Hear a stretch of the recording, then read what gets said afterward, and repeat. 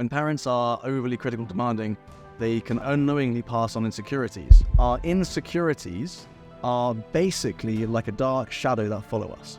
Unless we learn to overcome it, it doesn't just influence our own life and our own decisions, but we pass that down to our next generation. So insecurities can actually go from generation to generation to generation, and encourage adventure, encourage difficult challenges. Making mistakes is just a normal part of life, a normal part of living.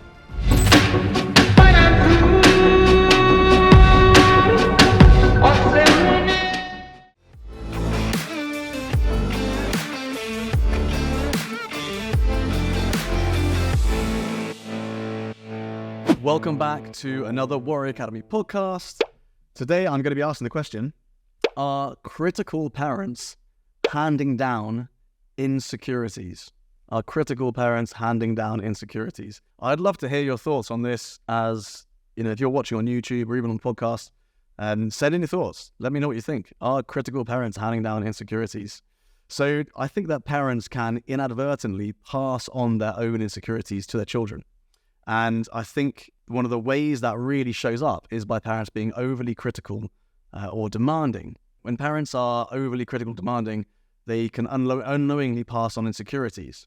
So a really good example of that is a story I always tell from when I was writing the Not a Victim book, where I had a confidence coach who was a fantastic confidence coach, and she was bullied when she was younger. And she was bullied for how she looked, what she was wearing, her weight, that sort of stuff. And it turned out, long story short on this, that when I asked her to speak to her mum about this and say, look, was your mum, how did your mum approach that? She said her mum would always be very, very strict on how she looked, on her weight, and all this sort of stuff, what she wore. So the insecurity kind of came from her mum, it seems like. So I asked her to speak to her mum and say, were you ever bullied when you were younger? And just to wait for the response. And you can kind of guess what the response was, right? Her mum was bullied when she was younger. And can you guess what her mum was bullied for? How she dressed, her weight, what she looked like. And so the lesson there is that our insecurities are basically like a dark shadow that follow us.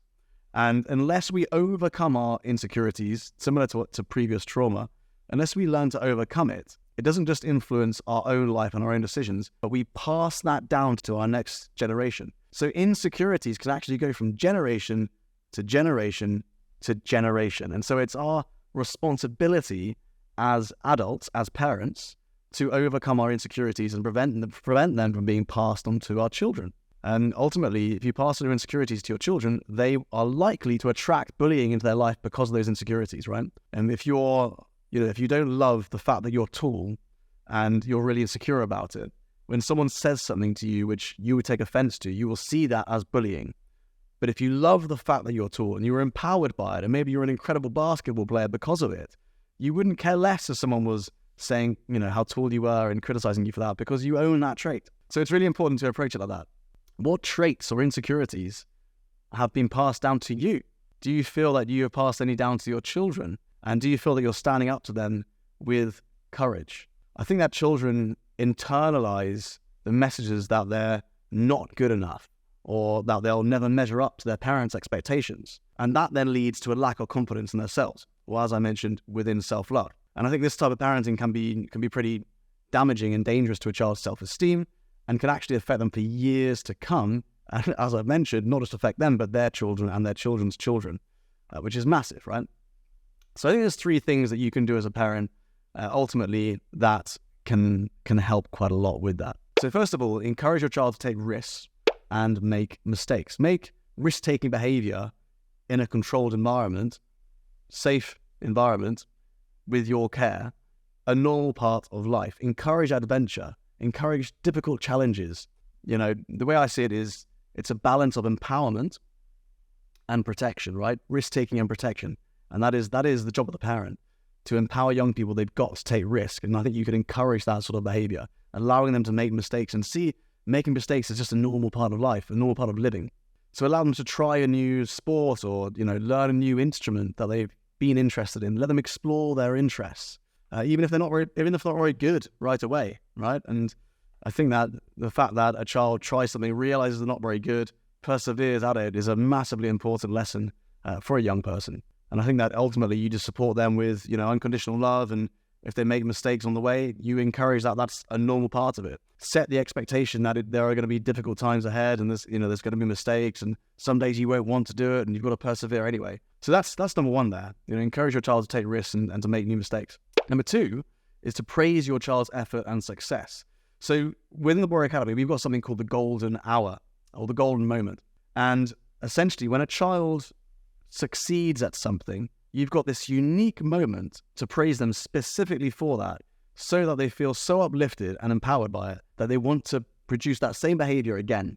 And for so many parents, they miss it, right? Your daughter or son may have gone to school and they've come home with a certificate to say what they did at school. They did something really great. Maybe they were the best at spelling that week or whatever it is, right? They come to you and you're busy working. You could be in an office like this. They come up to you, they show you the piece of paper, and you have a quick well done. And it's not really the praise they were expecting.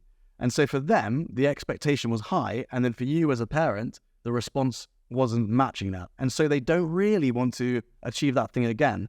They're not encouraged to. And so that's the golden opportunity. And so within the Warrior Academy, the way we solve that is we plan goals with our children and we plan a reward at the same time. So when a child achieves something, they come to you and they say, I've achieved my green stripe at the Warrior Academy for technique. You can say, that's amazing. And they show you the reward that you had planned with them. The reward could have been they get to watch a movie with you, something small, or they get to have an ice cream at the weekend.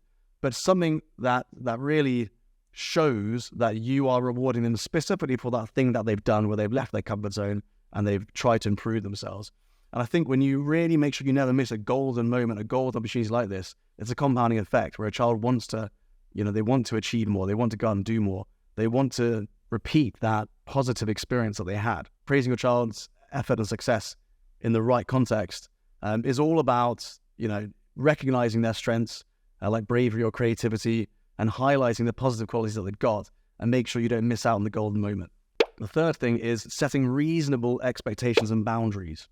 So explaining to your child that while they're encouraged to explore and express themselves, there are still certain boundaries that need to be respected. So for example, if you let them know that staying up past bedtime to draw a watch or a movie, is okay, but that it must be done before a certain time, right? So you're saying this is the expectation, this is the boundary. They can stay up until that point by drawing, or they can watch a movie up until that point, but they probably won't be able to watch the whole thing. So ultimately, it's about setting reasonable expectations and boundaries. So those are the three things that I think parents can do when we're answering that question, right? Are critical parents handing down insecurities?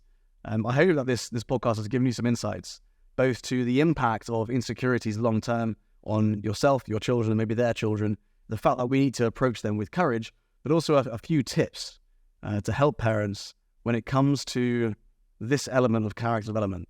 Those three tips were encouraging your child to take risks and make more mistakes, and praising your child's effort and success. Remember the golden moment. So pre-planning rewards really helps with that. And then setting reasonable expectations and boundaries. And, with setting reasonable expectations and boundaries, ultimately, you're not setting a child up for failure. When you're challenging them, you're setting the expectation for that. And that's really important. So I hope that was an interesting podcast and you got some value out of that. I would love to hear your thoughts. I would love to hear your feedback on it. If you've got any questions, send them in. And as always, if you've enjoyed it, if you could subscribe to this channel, both on YouTube and if you're on iTunes or Spotify, that would be amazing so we can get this out to more and more people. And other than that, I will see you, or I'll tune in hopefully next time you come on. Thank you so much.